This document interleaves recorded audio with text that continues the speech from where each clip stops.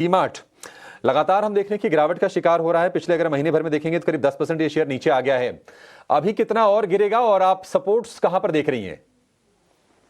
4200 का एक final support है। अगर ये सपोर्ट लेवल को भी तोड़े तो आई थिंक फर्दर डाउनसाइड आ सकती है टुवर्ड्स 4100 एंड 4050। सो फिलहाल बायस थोड़ा करेक्टिव है, बट 4200 के नीचे एक फर्दर सेलिंग दिख सकती है। 40 के नीचे हो सकता है कि सेलिंग ज़्यादा एस्केलेट होती नजर आए। इस स्टॉक पर नजर रखेंगे बाजार खुलने के साथ साथ। लेकिन टेलीकॉम प्लेयर्स में रूपक भारती एयरटेल के स्टॉक प्राइस को एक बार पुल अप करना चाहिए।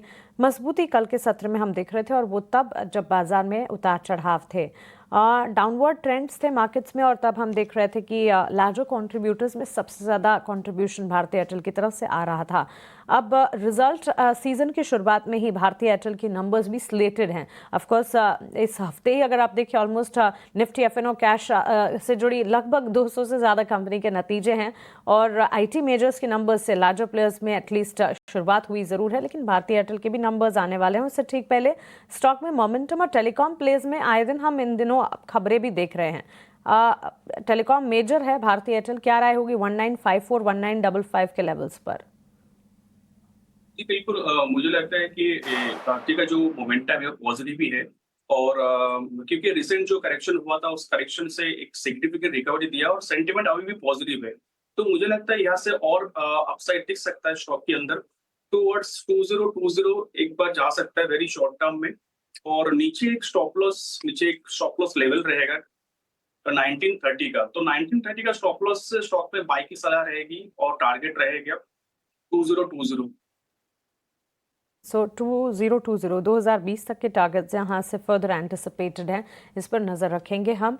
लेकिन इसके अलावा स्टॉक स्पेसिफिक मूव्स की अगर बात करें, कल वैशाली जी सरकारी बैंक्स का खेमा काफ़ी अच्छा एक्शन दिखा रहा था, मजबूती की चाल वहाँ थी। बैंक्स एंड फाइनेंशियल्स में भी क्वार्टरली अपडेट्स की अगर बात करें, ऑफकोर्स नंबर्स बाद में आना शुरू होंगे बैंक्स के, लेकिन क्वार्टरली अपडेट्स जो आए थे अच्छे नज़र आए थे। Credit growth scenario, deposit growth scenarios की अगर बात करें, कैसे देख रहे हैं banks and financials? As we clearly see backbone of the economy banks and financials होते हैं, वहाँ पर क्या नज़र होगी? And yes, I am sure larger और लॉन्गर टर्म प्ले पर आपका नज़रिया होगा, इसलिए शॉर्ट टर्म पर्सपेक्टिव या आईपीओ मार्केट पर आपसे सवाल पूछना लाजमी नहीं होगा। लेकिन एलजी इलेक्ट्रॉनिक्स काफ़ी ज़बरदस्त रिस्पॉन्स मिला था, अगर वहाँ पर कोई नज़रिया है तो बताइएगा ज़रूर आप। टेक्निकली मेरा व्यू इसमें तो नहीं आ पाएगा, बट आई थिंक ओवरऑल जिस तरह से रिस्पांस मिला है and all, I think it should be a great success.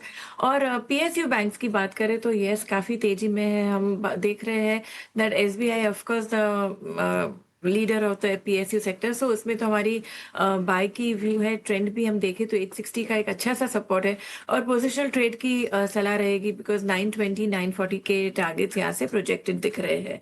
और उसी अनुसार अगर हम देखेंगे Canara bank, bank of Baroda, Indian bank, all these banks में भी एक अच्छी सी तेजी दिख रही है। तो आई थिंक कैलकुलेटेड रिस्क लेके ये सब स्टॉक्स में ज़रूर ध्यान देना चाहिए। Thanks for that take Vaishali ji.